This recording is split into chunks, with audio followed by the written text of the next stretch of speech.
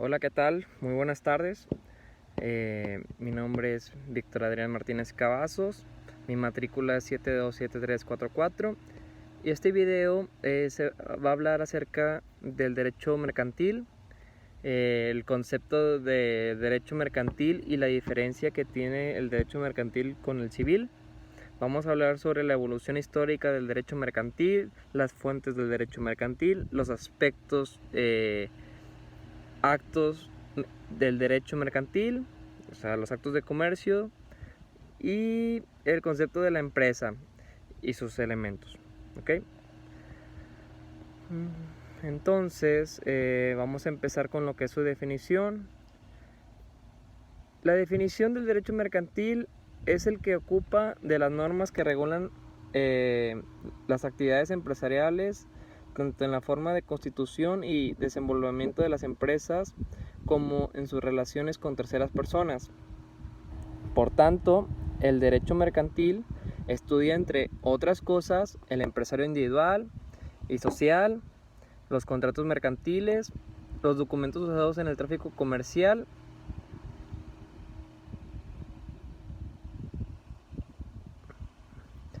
la quiebra y suspensión de pagos y el derecho marítimo. Podríamos decir que el derecho mercantil es el que establece los derechos y obligaciones de cada una de las partes que intervienen en el comercio. Bueno, vamos a hablar sobre las relaciones que tienen el derecho mercantil con el civil.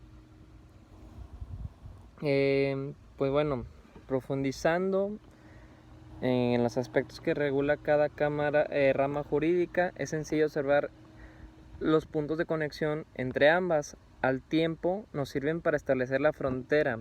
El derecho mercantil está configurado como una rama específica y en caso de que las normas mercantiles no regulen una situación en materia de derecho privado, se deberá acudir al derecho civil.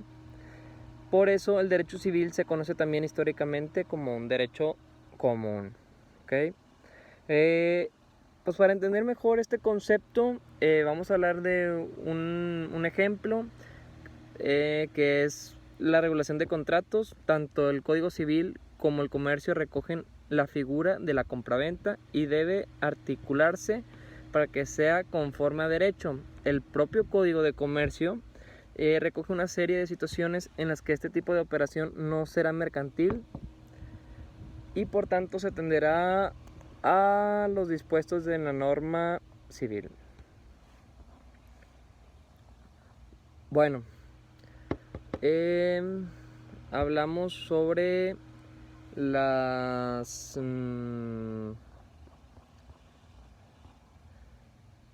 la evolución histórica del derecho mercantil. Las ordenanzas de Sevilla del 1890 son las que ahorita actualmente son las por las que nos regimos y nos estamos actualmente utilizando. Y bueno, ya nos vamos a las fuentes del derecho mercantil, que son tres, que son las fuentes formales, fuentes históricas y fuentes reales o materiales.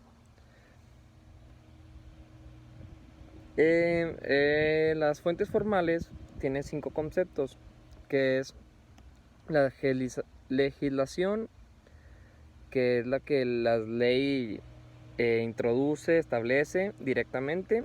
Tenemos las de costumbre uso, que las de costumbre uso son las que la sociedad las va determinando, o sea, depende de cada estado, varían de cada estado porque son las que estableció la sociedad. Luego tenemos las de jurisprudencia, que las marca un juez, una persona pues, experta, ¿verdad?, en el tema. Tenemos las de doctrina y los principios generales del derecho. Esas son las 5. Y luego nos vamos con las que son las históricas, que como su nombre lo dice,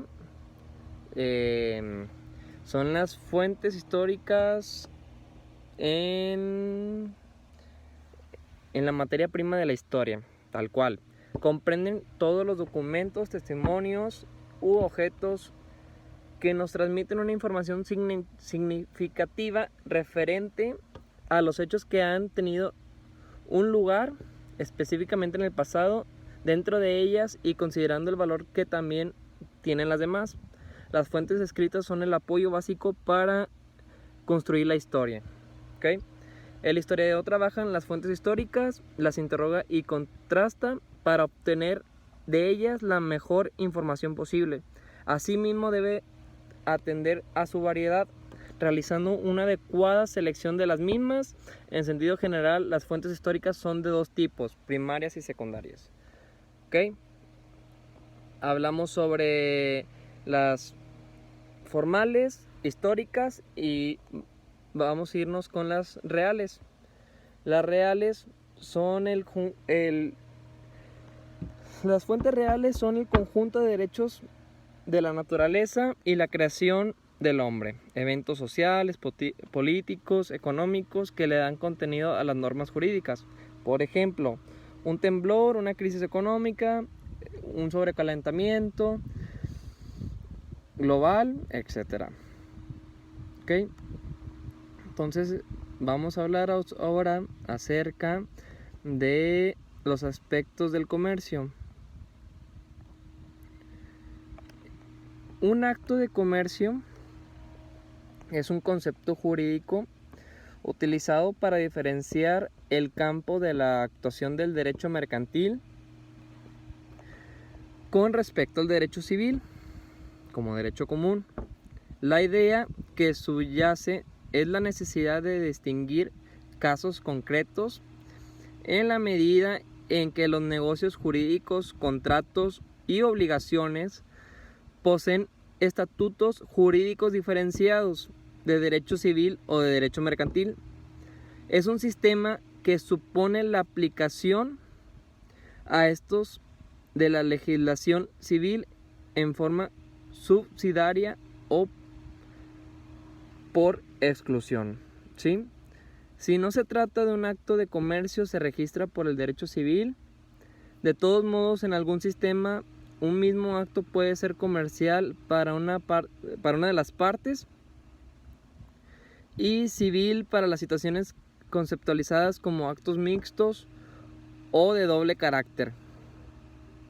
Por otro lado, es necesario tener presente que existen actualmente ordenamientos que poseen un tratamiento unitario de los actos, obligaciones y contratos, como el Código Civil de Suiza y el de Italia, que incluyen la reglamentación de las sociedades de capital y títulos de crédito en la legislación común, estableciendo un estatuto o régimen diferenciado solo para los comerciantes o empresarios. ¿Ok? Entonces, también la historia que acabo de decir de las ordenanzas de Sevilla, ¿por qué surgió eso? ¿Por qué nos regimos ahora por eso?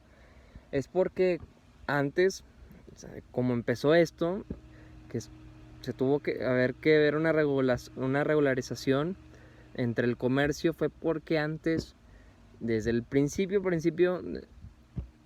no existía una moneda, sino las transacciones se hacían por medio de un trueque. ¿Qué es un trueque? Es cuando dos personas intercambiaban sus bienes para adquirir cosas, ¿verdad? No había una moneda tal cual como ahora, que si queremos algo entregamos nuestra moneda para adquirir el producto que deseamos, sino antes yo quería maíz, y yo tenía sorgo para animales, se lo intercambiaba para yo obtener maíz y le pagaba con medio de mi sorgo, ¿verdad? Ese es el famoso trueque, que es por lo que nosotros tenemos ahora nuestra moneda, porque antes no era tan justo, porque no podemos, cómo se le daba valor a las cosas, o sea, era un poco injusto y había mucha problemática porque había unas cosas de más valor que otras, pero al no ver una moneda, o sea, había mucho conflicto. Entonces fue por eso que entre la evolución y la historia fuimos optando por regular para tener menos problemas y regirnos sobre una moneda, y esa moneda le da valor a las cosas. ¿Ok? Entonces, vamos a hablar sobre el concepto de la empresa y sus elementos. La empresa es una unidad económico-social integrada por elementos humanos, materiales y técnicos que tienen el objetivo de obtener utilidades a través de su participación en el mercado de bienes y servicios. Para esto hace uso de los factores productivos, que es Tecate. ¿Qué es Tecate? Bueno, es una manera para que ustedes se puedan luego acordar. Son unas siglas que una maestra me enseñó: tierra, capital y trabajo. Estos son los bienes que utiliza una empresa, son los factores productivos. Tecate, o sea, como la cerveza, cada inicial, tierra, capital y trabajo. Bueno, las empresas pueden clasificarse según la actividad económica que desarrollan. Así nos encontramos con empresas del sector primario, que son todas las que se obtienen de los recursos a partir de la naturaleza, como la agricultura, la pesca y ganadería. Ahorita quiero comentarles que me encuentro en un viñedo. Entonces, bueno, sí, no podía voltear la cámara. Aquí este sería un sector primario, porque pues aquí se hace el vino y lo obtenemos por medio de la naturaleza. Sembramos las semillas y obtenemos obtenemos las uvas para hacer el proceso para obtener el vino. Entonces esta actividad sería primaria. Y luego las actividades secundarias serían todos los negocios que se dedican a la transformación de bienes, como las industrias y de construcción. Y el sector terciario son las empresas que se dedican a la oferta de servicios o al comercio. Así es. Fue un poco breve de lo que hemos visto en el primer parcial de Derecho Mercantil. Y es muy interesante ver que estos temas, ya que ahorita nos vemos afectados por la pandemia, una pandemia que nos vino a revolucionar de una manera que no lo hubiéramos esperado, o esperaríamos que hubiera sido en un futuro más lejano, unos 20-25 años, que hizo que todos los negocios optaran, o sea, para poder sobrevivir muchas empresas tuvieron que inclinarse al internet, o sea, buscar vender sus productos por esas plataformas, ya que la venta directa como antes estaba, o sea, de persona a persona, ir a la tienda física se paró por un momento, y que mucha gente también perdiera sus trabajos en este momento, o sea, en este año, y se tendría que ver la manera de seguir obteniendo recursos para sobrevivir, para tener su estilo de vida. Tenían que tener ingresos y se vieron obligados a abrir sus propios negocios. Entonces es un tema muy importante que la gente debería estar consciente, que para poder tener un negocio, llevar bien como rige la ley en nuestro país, conocer todo este tipo de cosas, de leyes, porque no podemos vivir en la ignorancia de no conocer por qué se establecieron las cosas, por qué existen los códigos.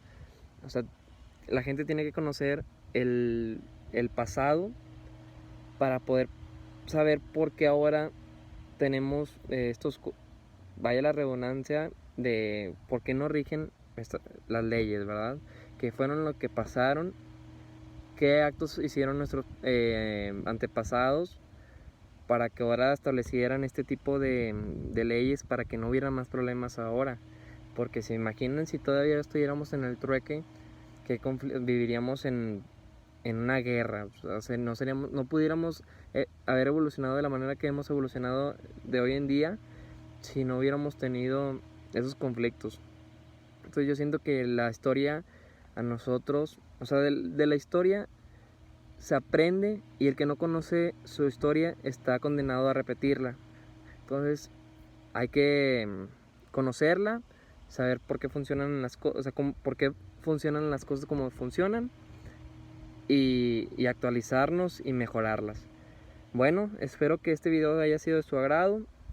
Me gustó mucho este conocimiento que adquirí de la materia y espero seguir aprendiendo más. Muchas gracias, espero que todos se encuentren muy bien y los saluda su amigo Víctor Adrián Martínez Cavazos. Excelente día, muchas gracias.